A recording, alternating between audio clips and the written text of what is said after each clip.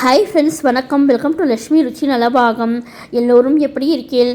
அனைவருக்கும் இனிய ரத சப்தமி நல்வாழ்த்துக்கள். இன்றைக்கி இந்த வீடியோவில் நம்ம பார்க்க போகிறது ரத சப்தமி எதற்காக கொண்டாடப்படுகிறது, ரத சப்தமியின் சிறப்புகள், பீஷ்ம சப்தமி, ரத சப்தமியின் வழிபாட்டு பலன்கள், வழிபாட்டு முறை, சூரிய காயத்ரி மந்திரம், இதெல்லாம் தான் இந்த வீடியோவில் ஷேர் பண்ணியிருக்கேன். இப்போ தான் நம்ம சேனலில் புதுசாக பார்க்குறவாளாக இருந்தால் லக்ஷ்மி ருச்சி நலபாகம் சேனலுக்கு மறக்காமல் சப்ஸ்கிரைப் பண்ணிக்கோங்க. பக்கத்தில் இருக்கிற ஆல் பெல் சிம்னி கிளிக் பண்ணிக்கோங்க. அப்போ தான் நான் போடுற வீடியோஸ் எல்லாம் நோட்டிஃபிகேஷனில் வரும். வாங்கோ வீடியோக்குள்ளே போகலாம்.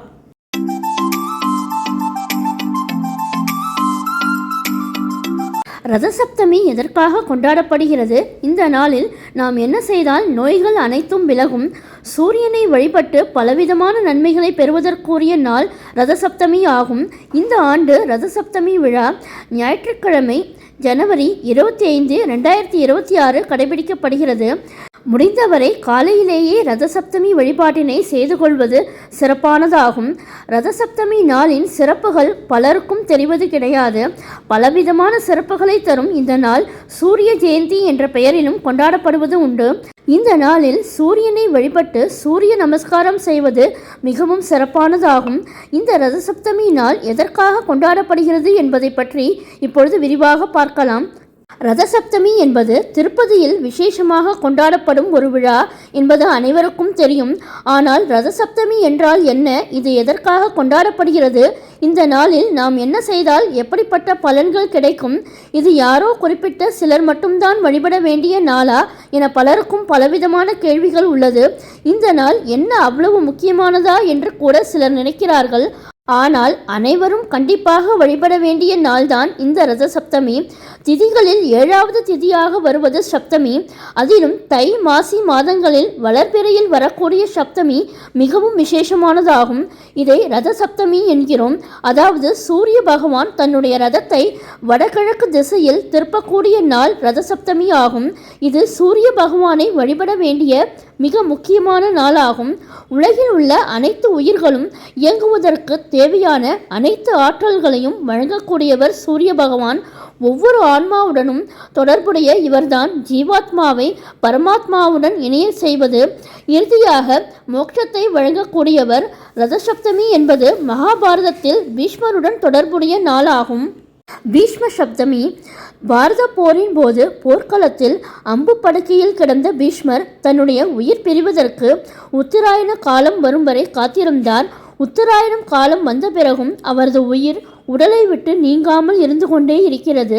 இதற்கு காரணம் புரியாமல் தவித்த பீஷ்மருக்கு விளக்குவதற்காக கிருஷ்ணர் அருளால் வியாசர் அங்கு வருகிறார். அவர்தான் ரதசப்தமி வழிபாடு பற்றி பீஷ்மருக்கு விளக்குகிறார்.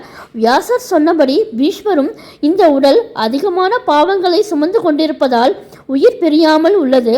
அதனால் என்னுடைய பாவங்கள் அனைத்தும் எரிந்து இந்த உயிர் உடலை விட்டு நீங்கும் வகையில் அதிகமான வெப்பத்தை என் மீது பாய்ச்சி அருள வேண்டும் என வேண்டிக் கொண்டார். அதற்கு பிறகே அவருடைய உயிர் பிரிந்ததாக புராணங்கள் சொல்கின்றன. ரதசப்தமி வழிபாட்டு பலன்கள்.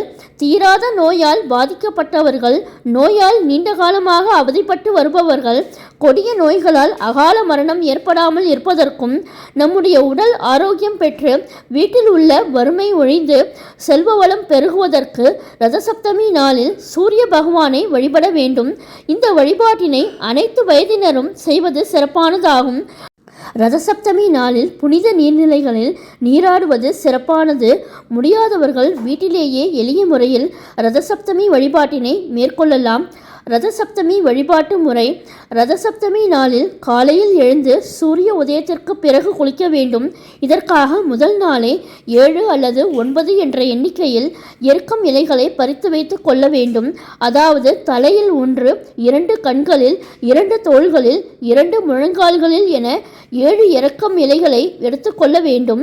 இதில் மஞ்சள் கலந்த அக்ஷதை சிறிதளவும், அதோடு ஆண்களாக இருந்தால் சிறிது திருநீரும், பெண்களாக இருந்தால் சிறிது மஞ்சளும் வைத்து வீட்டின் குளியல் அறையில் சூரிய பகவானை மனதார நினைத்து நம்முடைய உடலில் என்னென்ன நோய்கள் உள்ளதோ அவைகள் அனைத்தும் நீங்கி ஆரோக்கியம் கிடைக்க வேண்டும் என வேண்டிக்கொண்டு கிழக்கு நோக்கி நின்று குளிக்க வேண்டும். குளித்துவிட்டு வந்து வீட்டில் சூரிய ஒளி படும் இடம் அல்லது பூஜை அறையில் ரதம் போன்ற கோலம் மற்றும் சூரியன் மற்றும் சந்திரனை அரிசி மாவினால் வரைய வேண்டும். பச்சரிசி, துவரம்பருப்பு, வெல்லம் ஆகியவற்றை வைத்து சர்க்கரை பொங்கல் நைவேத்தியமாக படைத்து சூரிய பகவானுக்குரிய மந்திரங்களை சொல்லி வழிபட வேண்டும். ஆதித்ய ஹிருதயம் தெரிந்தவர்கள் சொல்லலாம், தெரியாதவர்கள் சூரியனுக்குரிய காயத்ரி மந்திரத்தை சொல்லி வழிபடலாம். சூரிய காயத்ரி மந்திரம்: ஓம் அஸ்வத்வஜாய வித்மஹே பாசஹஸ்தாய தீமஹி தன்னோ சூரிய பிரஜோதயாத். ஓம் பாஸ்கராய வித்மஹே திவாகராய தீமஹி தன்னோ சூரிய பிரஜோதயாத். குளிக்கும்போது சொல்ல வேண்டிய ஸ்லோகம்: சப்த சக்தி பிரியே தேவி சப்த லோகைக பூஜிதே சப்த ஜன்மார்ஜிதம் பாபம் ஹர சப்தமி சத்வரம் யத் யத் கர்ம கிருதம் பாபம் மயா சப்தஷு ஜன்மஷு தன்மே ரோகம் ஷ மாகரி ஹந்து சப்தமி நவமி சப்தமி தேவி துவாம் சப்தலோகைக மாதரம் சப்தா அர்க்க பத்ர ஸ்நானேன மம பாபம் வியபோஹய. இந்த ஸ்லோகத்தோட லிரிக்ஸு கீழே டிஸ்கிரிப்ஷன் பாக்ஸ்லையும் கொடுக்குறேன், அதை வேணுங்கிறவா செக் பண்ணி பாருங்கோ. இந்த ரத சப்தமி சிறப்பு வீடியோ பிடிச்சிருந்தா உங்கள் ஃப்ரெண்ட்ஸ் அண்ட் ரிலேட்டிவ்ஸோட ஷேர் பண்ணிக்கோங்க. என்னுடைய லக்ஷ்மி ருச்சி நல்லபாகம் சேனலுக்கு மறக்காமல் சப்ஸ்கிரைப் பண்ணிக்கோங்க. நான் வேறு ஒரு இன்ட்ரெஸ்டிங்கான வீடியோவில் உங்களை வந்து மீட் பண்ணுறேன். Thank you, by.